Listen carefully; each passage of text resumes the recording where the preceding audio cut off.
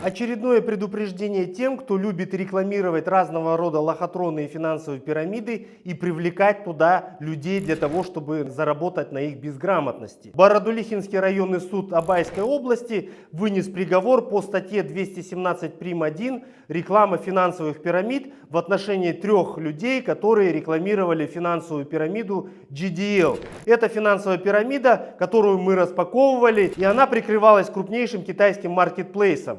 Людей туда заманивали для легких заработков, и, конечно же, финансовая пирамида рухнула. Те, кто смотрел наши видео предупреждения, конечно же, туда не зашли. Все остальные потеряли достаточно крупную сумму денег. Уважаемые казахстанцы, прежде чем затаскивать кого-либо в какие-то проекты, которые обещают высокие и легкие заработки, подумайте своей головой и вспомните, в частности, этот кейс. По статье 217 прим. 1 «Реклама финансовых пирамид» можно получить до 2 лет лишения свободы по первой части.